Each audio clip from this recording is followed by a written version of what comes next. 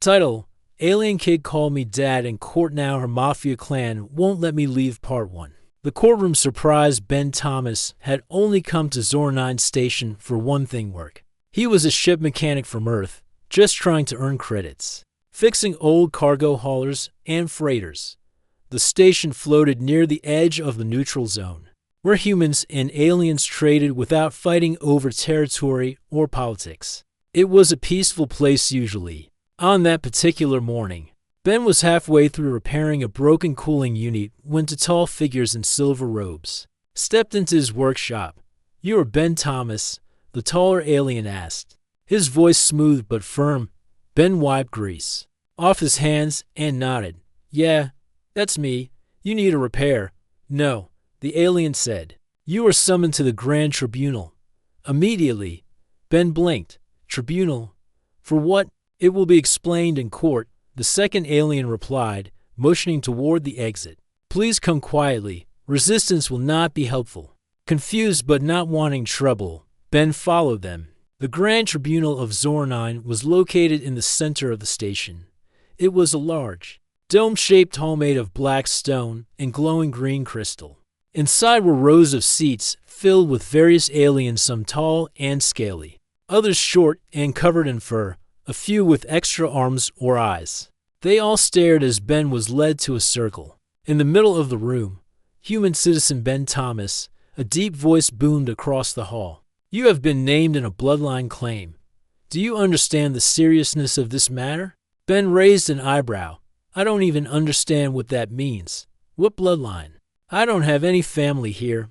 From the side of the chamber, a small figure stepped forward.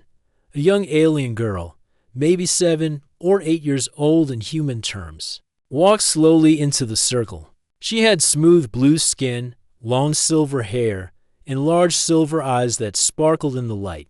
Her ears were long and pointed, and her expression was calm but sad. She looked up at Ben. "That's my father," she said clearly. Ben froze. "What?" he whispered. The judge, an old alien with glowing tattoos on his face, nodded. "The child, Mira of Clan Virexi, has declared you as her chosen guardian. According to ancient Virexi custom, a child without parents may name their protector by her words. You are now the legal guardian of Mira." Ben shook his head. "This has to be a mistake. I don't even know her." Mira spoke again, her voice soft. "You gave me food when others pushed me away. You told me to run when the fight started. You didn't let the guards take me." Ben suddenly remembered. Months ago, during a ride on Dock 3, a small alien girl had been hiding near a trash bin. She was scared and alone. He had given her a meal packet and warned her to stay hidden. He hadn't seen her again since. "That was you?" he asked. Mira nodded. The judge continued. "According to Article 12 of Virexi law, the child's word is binding. Unless challenged by blood relatives, the claim is final. Do you accept this responsibility?" Ben Thomas, "I'm just a mechanic," Ben said, looking around at all the strange faces. "I didn't sign up for this." The judge's expression did not change. "Clan Virexi will honor the law. You are free to reject the child, but if you do, she will be returned to the custody of the clan's elder council. She will lose all independent rights until her next blood trial, which may occur in 7 cycles. Ben looked at Mira again. Her silver eyes were full of hope and fear. He sighed. "Can I talk?" Toast checked. Ben didn't sleep much that night. After the court declared him Mira's guardian, everything changed. The alien officials handed him a long scroll of rights and duties, most of which he didn't understand.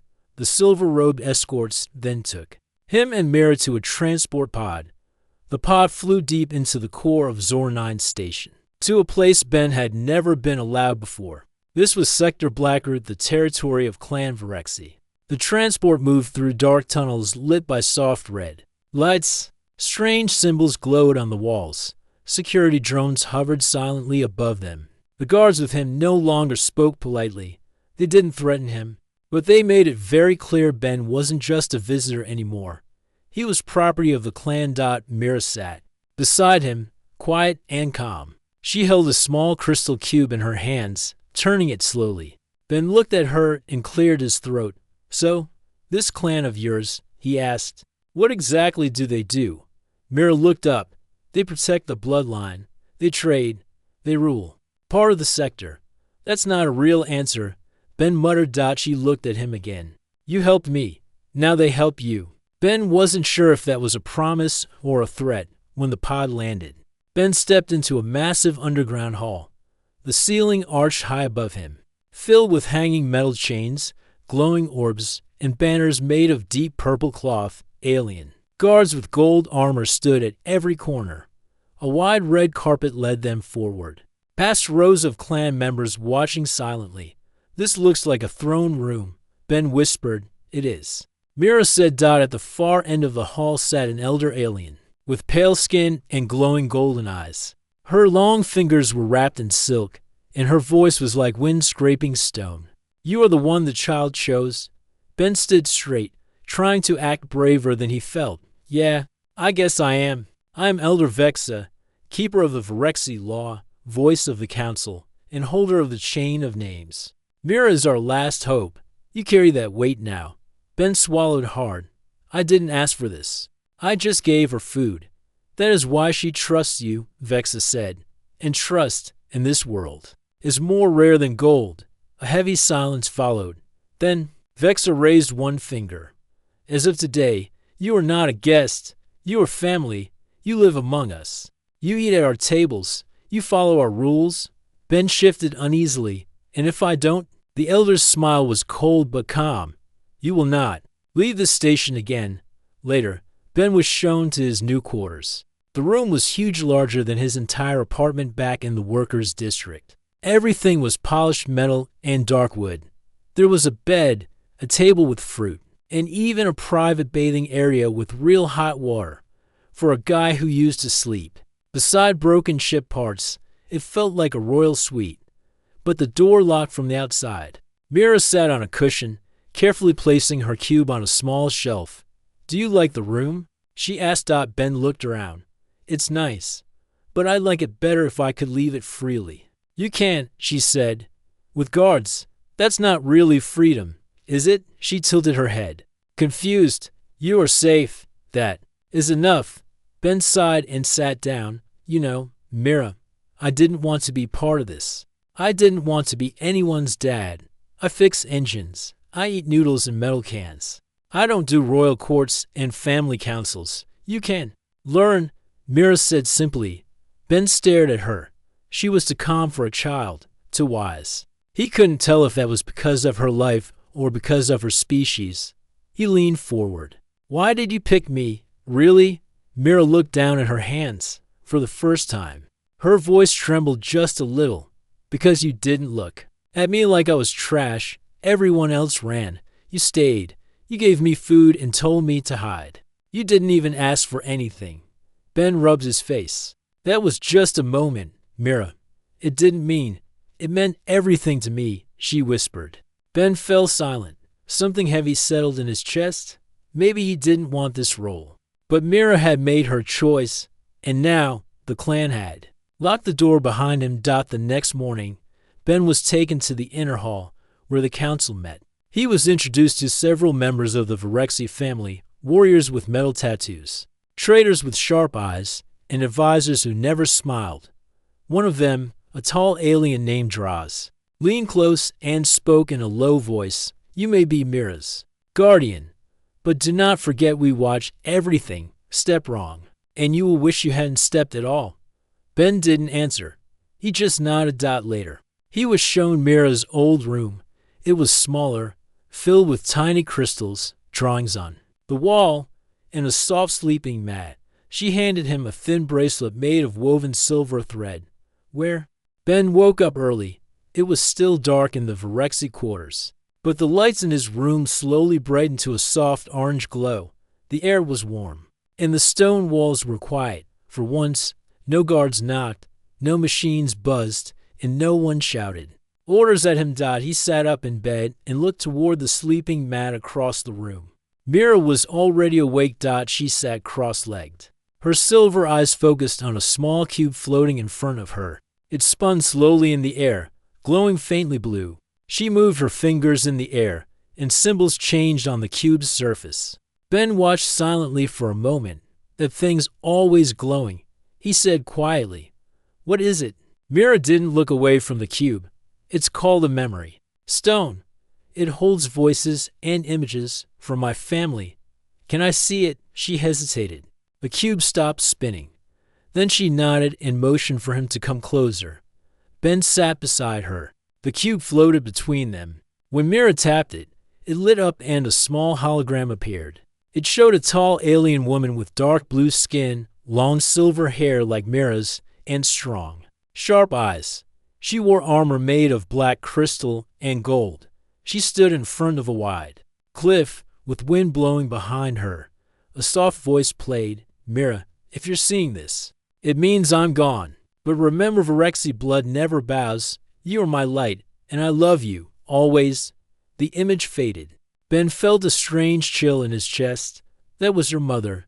Mira nodded. She looked strong. Ben said, "She was," Mira whispered. "She was a fighter, a leader. She wasn't afraid of anything." "What happened to her?" he asked gently. Mira lowered her head. "She was attacked by the Krail Syndicate. They set a trap. She died protecting the council ship." Ben clenched his fists. "No one stopped them?" "The council claimed it was a mistake," Mira said coldly. "But the Virexi knew better. The Krail wanted her gone. She was winning. Too much power." Ben stayed quiet. He didn't know what to say. Mira tapped the cube again. A second hologram appeared, this time showing Mira as a toddler, laughing as her mother held her and spun her in the air. The sound of her giggles filled the room for a few seconds. Then it stopped. "I used to watch this every night," Mira said. "After she died, the clan moved me around. No one wanted to take care of me. They said I was important but not enough to raise." Ben's jaw tightened. "That's awful." She nodded. "I had during the riots. I had no one. Then you found me." Ben looked at her. "I didn't do much, Mira. I just gave you a meal." "You gave me something no one else did," she said softly. "A choice." Later that day, Ben and Mira were summoned to a training ring inside the Virexi fortress. Elder Vexa stood on a raised platform, watching several young warriors sparring below with energy staffs. The walls echoed with sharp grunts, the clash of weapons, and instructors shouting commands. Vexa motioned to Ben. "Come, watch, learn." Ben joined her, unsure what he was expected to do. "These are the Virexi's youngest blooded fighters," Vexa explained. "They train from childhood. Strength keeps our name alive." Ben looked down at the ring. The fighters were fast, sharp, and focused. None of them looked older than Mira. "She'll have to train too, won't she?" he asked. "She already has," Vexa said. "But soon, she will face the trial of blades. If she passes, she becomes full blood. If she fails, she loses her place in the line." Ben looked at her in shock. "She's just a child." Vexa turned to him slowly. "So were you, once. Did your world protect you from pain forever?" "No," Ben admitted. "But this is harsh. Harsh as the galaxy," Vexa said. "The Virexi survive by strength. We don't have the luxury of softness." Ben looked back at Mira. She had joined the sparring now. She faced off against a taller opponent, one with thick armor and a red energy staff. At first, she moved slow, dodging more than attacking. Then, she struck, fast, smart, and clean. Her opponent dropped his weapon within seconds. The crowd clapped. Ben was stunned. "Where did she learn that?" "She watches," Vexa said. "She listens, and she remembers." That evening, Mira returned to their quarters with bruises on her arms and sweat on her forehead. Ben brought her water and a warm meal. She didn't complain about the pain. Instead, she ate in silence. After a while, she asked, "Did I do good today?" Ben nodded. "You did better than I ever could." "I want to be strong," she said, "so no one can take me away again." Ben felt his heart ache. He placed a hand gently on her shoulder. "No one will," he promised, "not while I'm here." Ben didn't think a dinner invitation could ever feel like a threat until he received one from Elder Vexa herself. That evening, two armored guards escorted him and Mira to the feasting hall of Bloodline. a large stone chamber deep within the Virexi territory. The walls were carved with ancient symbols, and torches burned with blue fire along each side. A long curved table sat in the center, covered in silver dishes, steaming pots, and dark metal plates. Dozens of aliens were already seated. Some were lean and graceful, others wide-shouldered and scarred. Most of them stopped talking the moment Ben entered. He felt like an animal in a cage. They all stared, studying him, judging him. Mira walked beside him, calm as always. She pulled at his sleeve and pointed to two seats near the middle of the table. "That's ours," she whispered. Ben sat down stiffly, trying not to knock over any of the strange cups. Across from him sat a woman with glowing blue tattoos across her face and sharp silver teeth. Next to her was a thick-bodied alien with mechanical arms who hadn't blinked once. The chair at the far end of the table remained empty. Suddenly, every guest stood up. Elder Vexa entered. She wore long robes with gold trim and a heavy chain around her neck, made from what looked like broken starship metal. Her steps were slow but full of authority. Everyone stayed silent as she approached the table and raised one hand.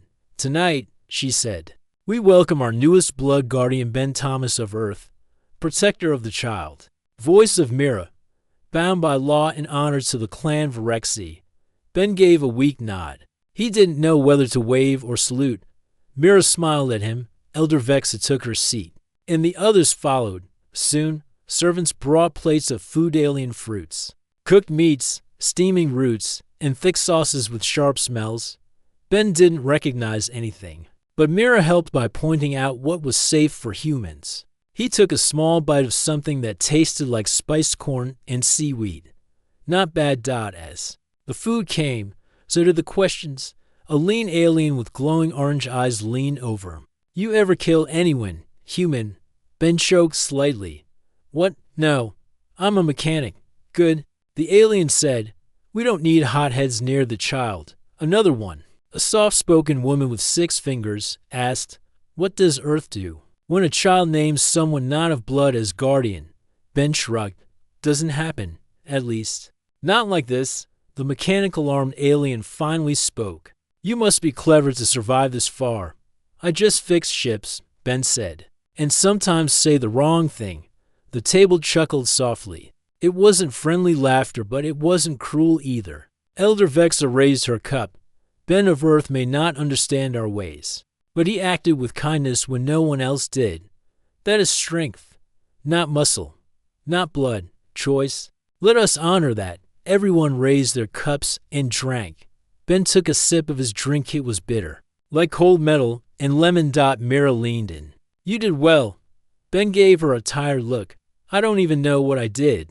After the feast, the council invited Ben into a small room called the Whisper Chamber. Mira was taken by guards for rest, and Ben was left alone with the clan's most powerful leaders. There were only 5 of them: Elder Vexa, Draws the tall one with the cold eyes, and 3 others who hadn't spoken during dinner.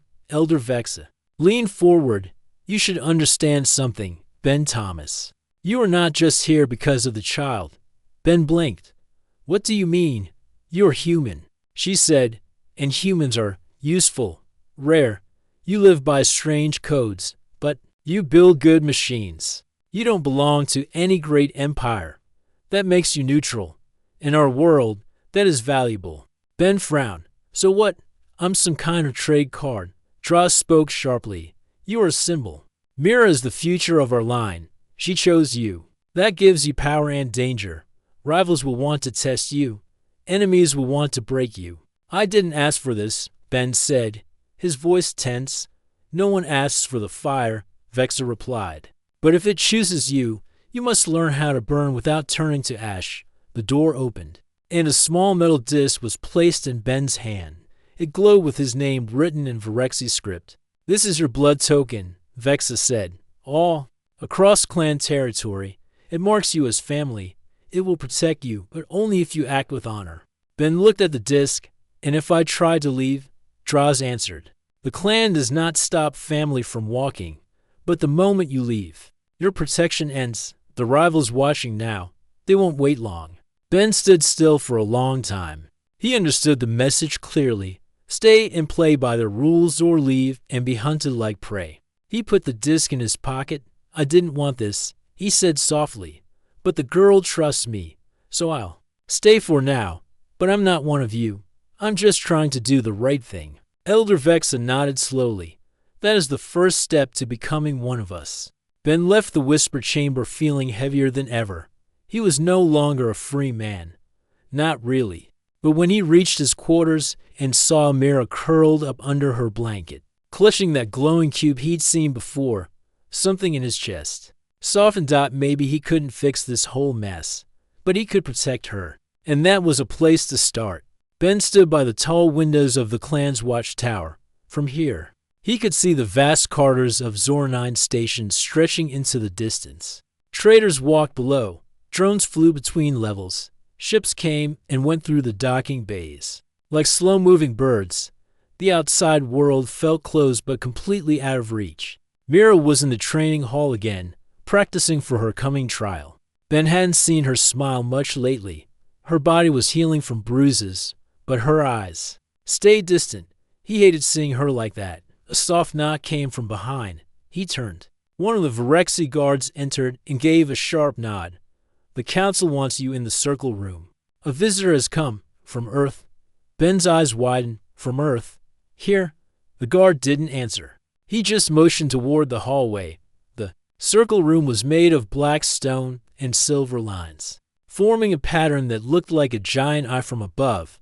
The room was quiet. Elder Vexa sat in her seat, calm as always. Beside her stood Draws, arms crossed, his sharp eyes on the tall human figure who stood in the center of the room.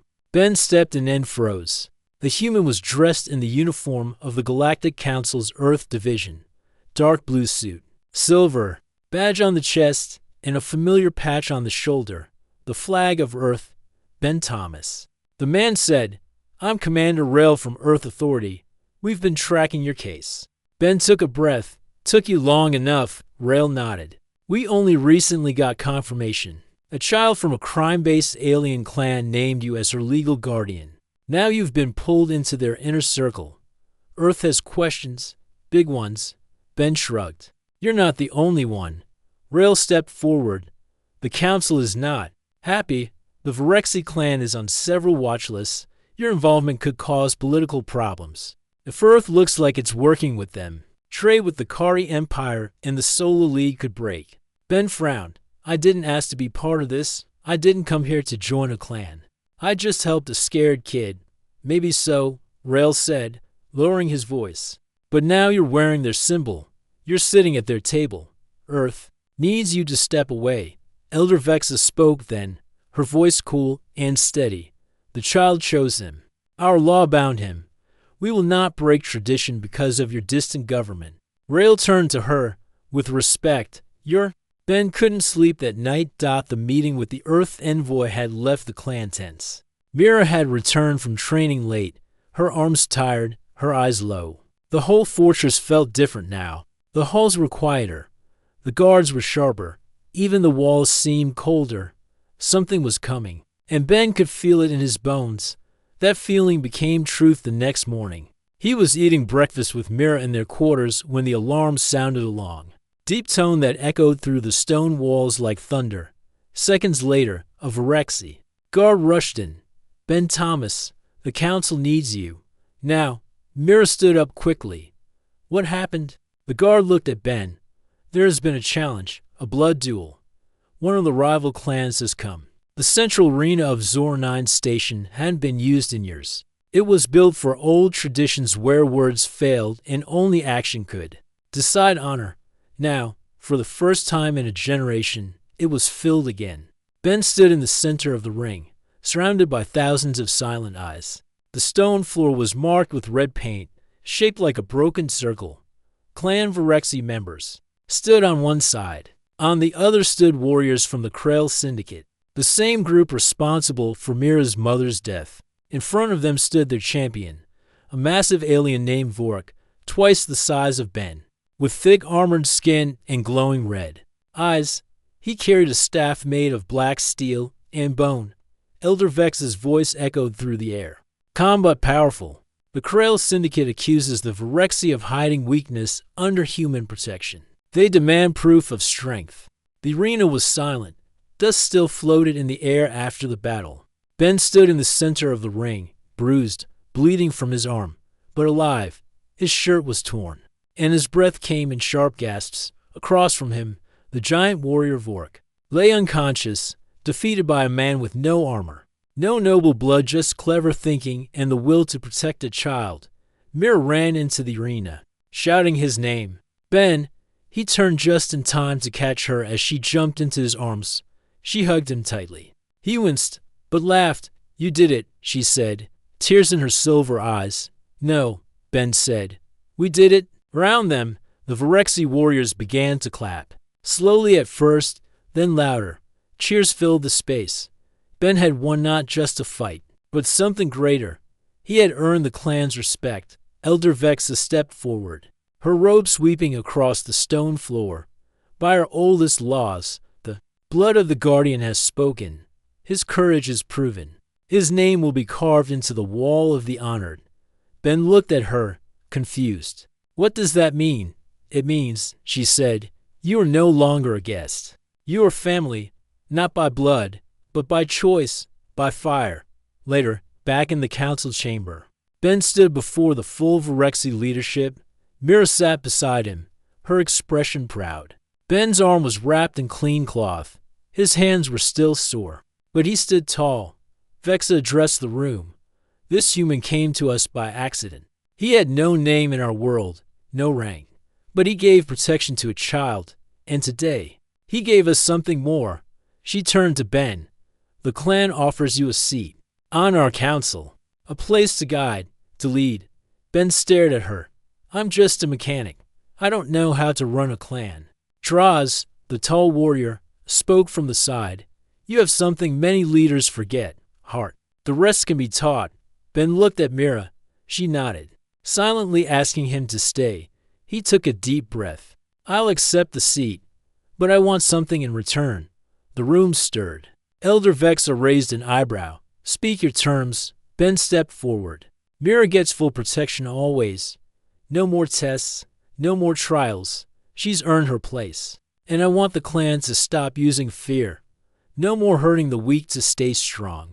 A long silence followed. Then Vexa slowly nodded, agreed. In the days that followed, everything changed. Ben was given new robes, dark gray with silver threads, the colors of a high council member. He was trained in Virexi law, taught by scholars and advisors. At first, he struggled. The rules were complex, the politics messy, but Mira helped him. So did a few warriors who now respected him deeply. He didn't try to rule like the others. He asked questions. He listened. He told stories about Earth, about how strength didn't always mean fighting. Sometimes, it meant fixing things slowly. The clan began to change. One evening, Ben and Mira walked through the public market of Zor-9. For the first time, they were not surrounded by guards. Clan members bowed to them. Traders greeted Ben with respect. Children ran up to Mira and asked if she would teach them how to fight. Feels different now. Ben said. Mira nodded. They listen to you. They follow your example. Ben smiled. Let's make sure they follow your example too. They reached a quiet bench near the garden square. The stars above Zor-9 twinkled through the glass ceiling. Mira sat down beside him. You stayed. Of course I did, he said. You could have left. I could have. He agreed. But someone called me dad in court, and when someone does that, you don't walk away. Mira looked up at the stars. I miss my mother sometimes. I know. Ben said, but I think she'd be proud of you. They sat there in silence for a while. Two souls, one human, one alien bound not by blood, but by something stronger, choice, trust, and love. And across the station, word spread far and wide. The human had stayed. The girl had risen, and the clan Virexi would never be the same again.